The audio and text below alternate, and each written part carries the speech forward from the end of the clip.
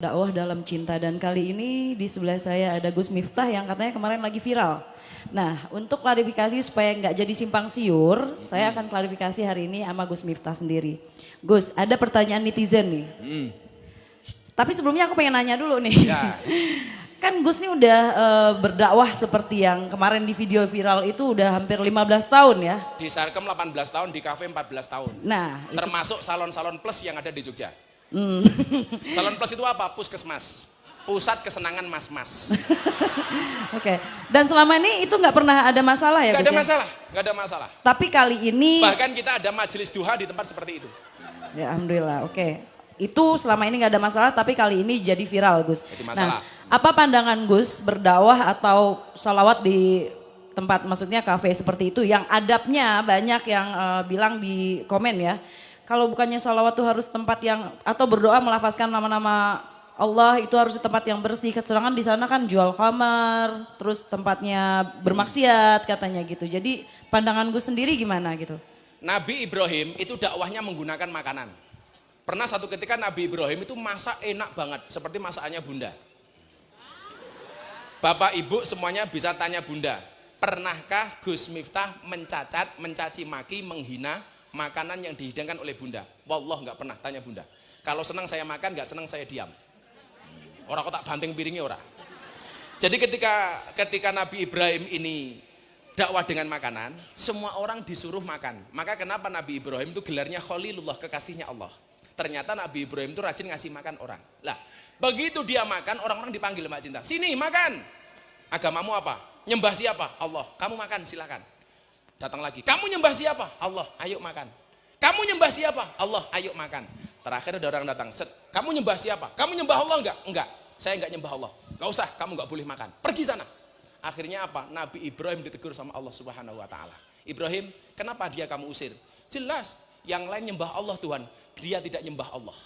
Apa jawaban Tuhan kepada Ibrahim? Ibrahim, yang baik dan yang buruk, yang nyembah aku dan tidak nyembah aku, semuanya adalah hambaku. Dan tiap hari mereka aku kasih makan. Lah kamu Ibrahim, cuman ngasih makan sekali saja kok kakean syarat. Terus gimana Tuhan? Kasih dia makan, walaupun dia tidak nyembah aku. Toh dia juga hambaku. Artinya apa? Akhlak yang ingin diajarkan oleh Nabi Ibrahim dan Nabi Muhammad adalah baik kepada orang baik dan tetap baik kepada orang yang tidak baik. Ya, saya ingat kata-kata Gus juga, katanya Gus hanya di dunia ini hanya ada dua orang. Hanya ada dua model. Orang baik dan orang belum baik. Belum baik, bukan Ya. jelek. Ya, saya di sini adanya di tengah ya Gus. Jangan sampai nanti saya bilangnya mepet ke sini, jangan ya. Nah. Jadi intinya untuk Santai, Gus Miftah biasa dipepet deh. jadi intinya tadi Gus pandangannya seperti itu. Tapi masalahnya ini masalah adab. Yang dipeributkan adalah masalah adab karena dalam melafazkan kita membaca ayat suci atau sholawat itu kan harus berpakaian, ada adabnya. Mbak Cinta pernah nggak ketemu dokter spesialis? Pernah. Dokter spesialis itu harus senantiasa sejenis kelamin nggak? Nggak. Apakah dokter profesi itu dokter laki-laki pegangnya cuma laki-laki, dokter perempuan memegang pasien perempuan? Boleh nggak ketika memang spesialisnya itu cuma laki-laki, kemudian pasiennya perempuan? Boleh nggak dokter laki-laki pegang pasien perempuan? Kalau memang cuma satu itu nggak dipegang sama dokter laki-laki, modar, nggak ada yang nangani. Lah, kenapa Gus Miftah itu masuk ke dunia seperti itu? Apakah ini melanggar adab? Adab menurut siapa?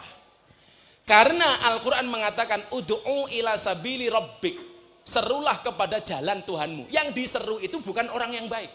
Orang yang belum baik diseru supaya menjadi baik.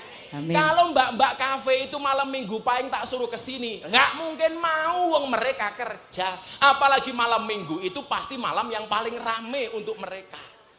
Nggak mungkin datang.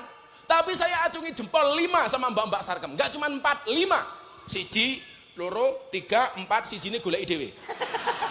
Mereka mau datang mbak ke sini mbak.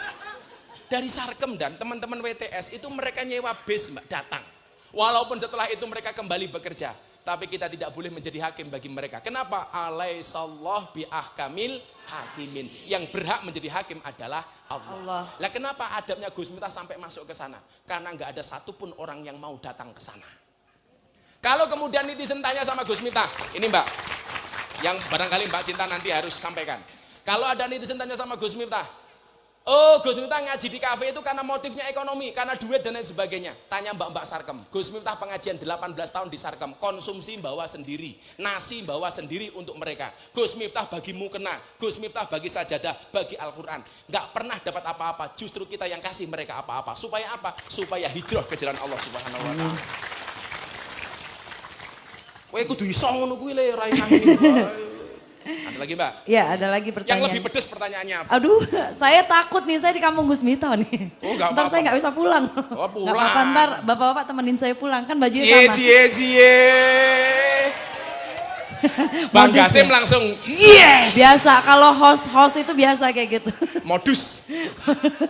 Biasanya kan Gus Miftah nyuarakan. Nih, ada sebuah pandangan, kenapa nggak diberitahu dulu gitu. Maksudnya menggunakan pakaian sopan gitu kan. Setidaknya tidak ada yang namanya zina mata yang beriringan dengan sholawat gitu. Kenapa sih nggak dikasih tahu dulu Gus gitu? Begini, belum tentu orang yang melihat itu nafsu. Dan belum tentu orang yang tidak melihat itu tidak nafsu. Banyak orang di kamar sendiri, nggak lihat apa-apa. Tidur begini. Tapi otaknya kemana-mana. Contohnya gue toh. Ini di kamar loh. Fantasinya kemana-mana. Tapi banyak orang yang kemudian berjumpa dengan hal seperti itu sama sekali tidak ada pikiran apapun. Mbak, kalau memang saya harus nakal, sudah 18 tahun. Alhamdulillah, jangankan kok alkohol, ngerokok pun saya tidak. Santri semuanya bisa lihat, pernahkah abah ngerokok? Enggak. Kalau kemudian orang berpikiran, alah paling ngaji di kafe habis ngaji minum. Wallah, sekalipun, satu tetes pun Gus Miftah tidak pernah merasakan namanya alkohol. Jangankan alkohol, ngerokok gitu cangkemku radoyan. Enggak. Kenapa? Karena saya yang jaga. Kalau saya sampai minum, saya tidak berhak ngasih tahu mereka untuk ngaji. Kenapa? Karena nggak ada bedanya saya dengan mereka. Kalau kemudian kemarin Mbak seperti itu sebenarnya nggak terlalu ekstrim seperti itu. Memang pernah sekali dua kali seperti itu. Tapi rata-rata kalau Mbak Sarkem itu ke pengajian Mbak, mereka juga pakai jilbab. Makanya daripada nyinyir, coba datang. Coba datang ke sana. Mereka tanya, Gus Miftah ikhlas nggak ngasih kami mukena atau ruku atau sajadah? Ikhlas. Syaratnya apa? Untuk sholat. Jangan untuk kemul. Saya bilang begitu. Ini kan masalah sudut pola pandang aja, makanya kan aku juga hanya bisa menengahkan saja gitu. Jadi Kadang kadang-kadang mereka juga pakai, kadang-kadang tidak. Ya. Tapi yang jelas, kita tidak bisa memaksa mereka. Kalau mereka saya paksa, maka jadi ngaji. Kamu harus berjilbab. Nanti kalau ada tamu datang, kamu sapa dengan kalimat Assalamualaikum. Wah, bubar tamu ini rata kok. ya maksudnya gini loh Gus, pandangan orang tuh berbeda-beda ya, apalagi Pasti netizen, ada yang nggak suka. netizen gaib. Dan ada juga yang aku lihat itu bilang, yang ngebela Gus ya di komen ya, yang dia bilang dia salah satu, kalau nggak salah namanya Dennis, dia salah satu murid Gus yang dulunya juga sadarnya di. Sudah ini saja, komplit, lihat ini iki. Mana? Iki. Ada orang ya? Ini lebih sadis daripada itu. Mana? Sini sini. Naik panggungnya ini muka panggung nih, ngenteni abali. Ben ngerti. Ini nih, muka panggung nih. Sini sih nggak apa-apa wis lompat. Kowe kaya lompat nggo kulkas kan lho. Berarti maling. Ini namanya Mas Zulham. Ya. Mas Zulham. Siap, Mas. Ini dulu dunianya malam.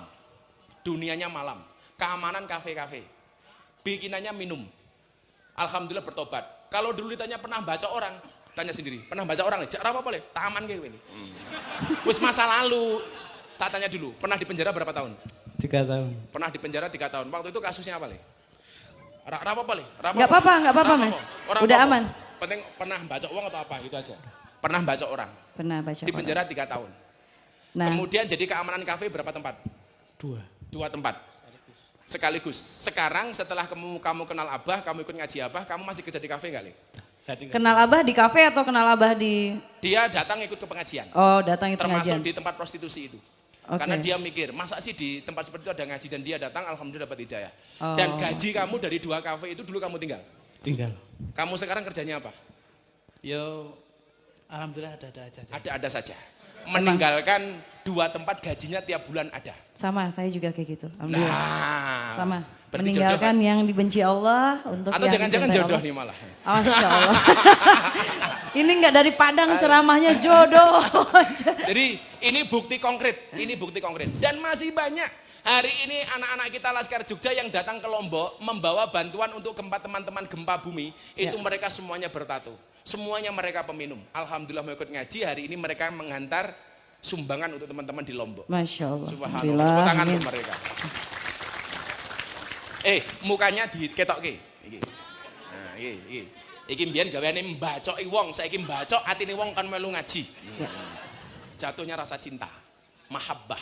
Ini sama seperti Mas Denis ya, Mas Denis juga mengaku lebih parah dari Denis. Tapi Denis itu benar-benar sadarnya pada saat Gus ceramah di dalam sana katanya. Kalau nggak salah saya. Kalau kemudian orang bertanya begini, apakah Gus supaya mereka mendapatkan hidayah? Hidayah itu urusannya Allah, ya, bukan benar. urusan saya. Tapi hidayah itu harus dijemput, harus dikejar. Harus dijemput. Ya, benar. Kalau kemudian wasilahnya gara-gara saya, itu urusan Allah.